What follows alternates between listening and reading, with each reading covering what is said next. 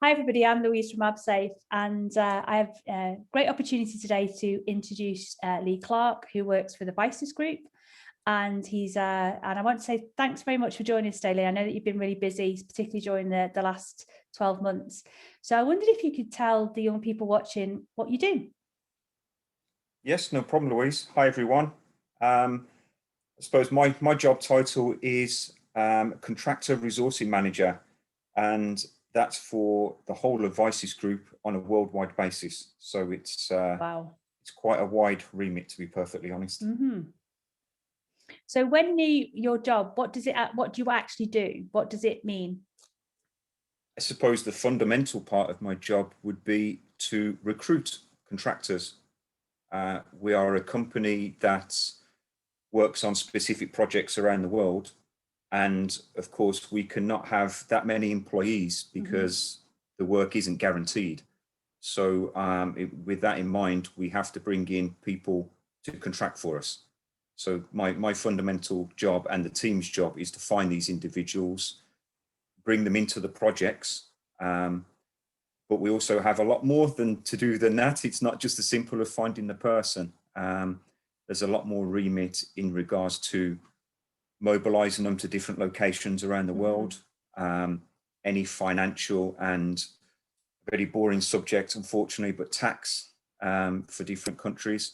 And I did look back the other day on my career, and I worked out I've placed people in 45 different countries around the world. Wow. I mean, that's quite a total, isn't it? That's brilliant.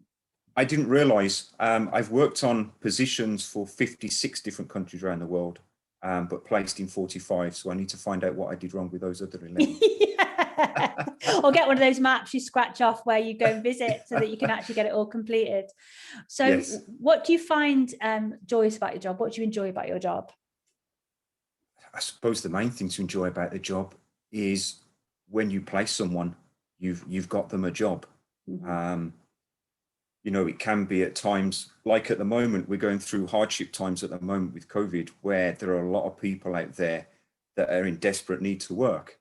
And when you give them that communication that, right, you've got that job you're starting, at times they're just so thankful, it makes you feel so good. Of course, you always have it the other way as well with the people that don't get the job.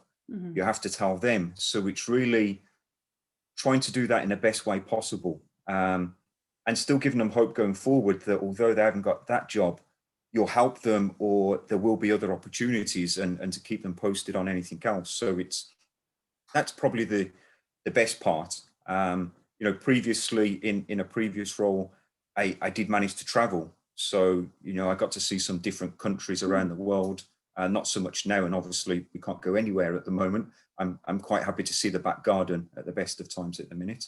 Yeah, so those are the really good things in how we do our job at the moment. I know you said some of the difficult things around your job are telling people they're not successful. What other things do you find challenging, not particularly related to COVID, because obviously that's a massive challenge, but generally day-to-day management of your business?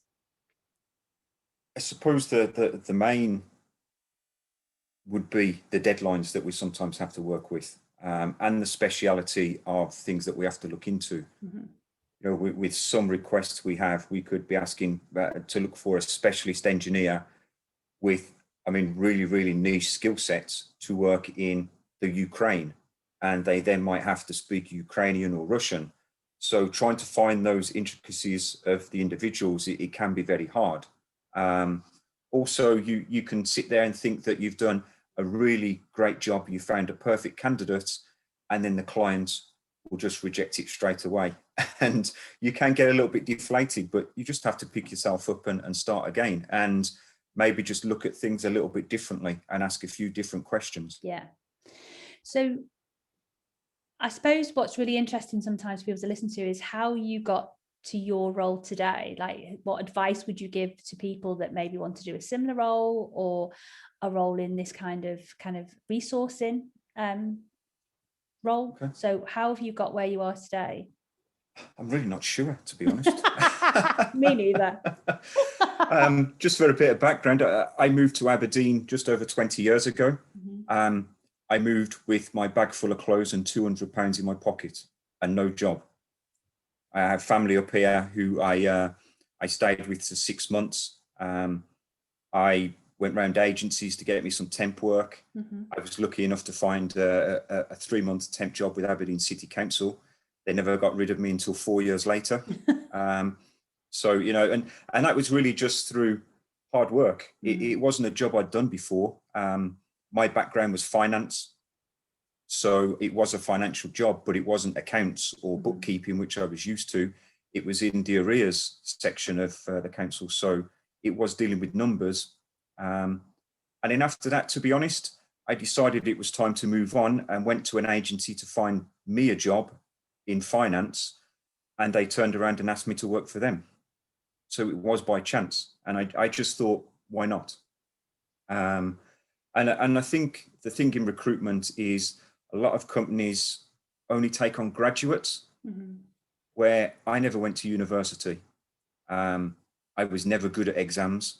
I've always been an individual that can do a practical task. Yeah. But if you give me questions on a piece of paper and multiple choice, I just freeze. I can't do that. And I suppose it's just really to put it out there that although exams are important, that people just need to realise they're not the be all and end all.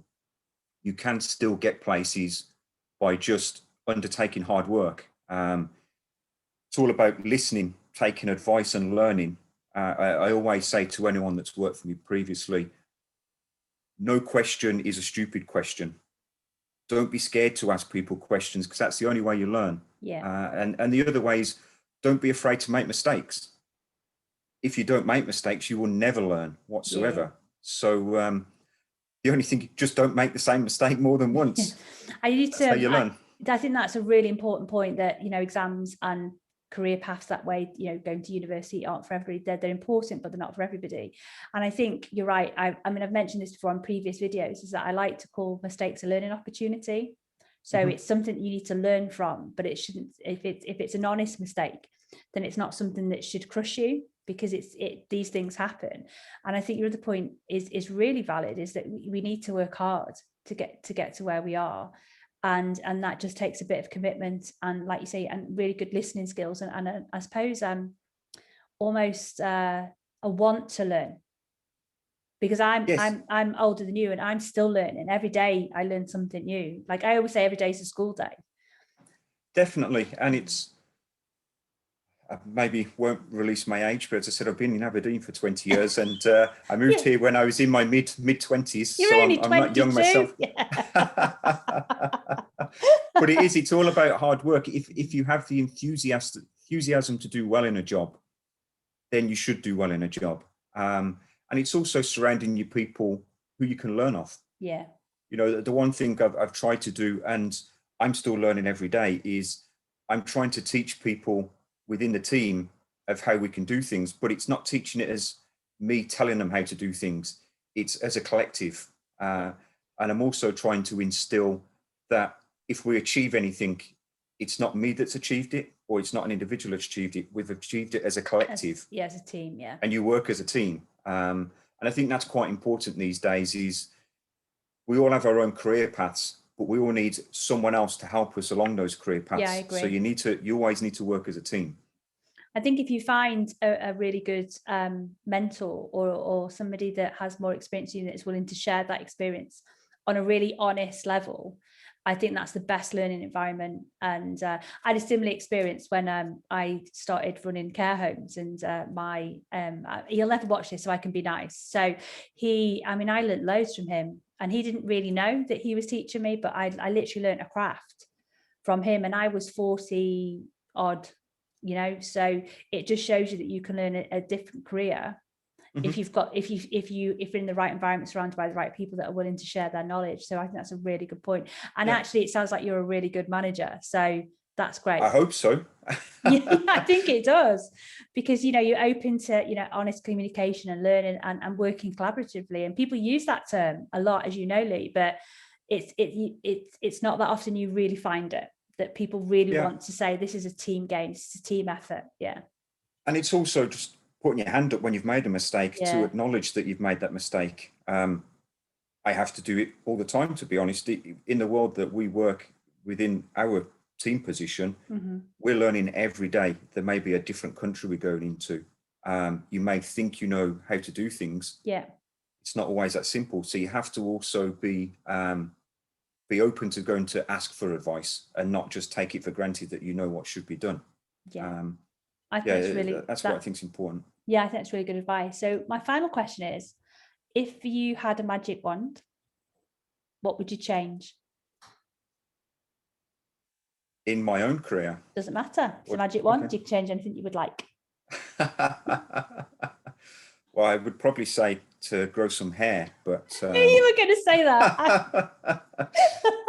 I've been without hair for long enough now that the beard's just enough, thankfully. Everyone will probably laugh at this, but my wife won't let me remove my beard because I think she's scared of what my face looks like underneath it, because then I'll have no hair whatsoever. So that's a brilliant answer. Listen, Lee, I know that you're really busy, so I really do appreciate the time that you've spent, particularly for the young people of Aberdeen. So on behalf of Absafe, I want to thank you for your time today. No, that's great. Thank you very much for asking me, Louise. And I hope everyone has a great day and keeps continuing to stay safe. Right. Bye. Thank you.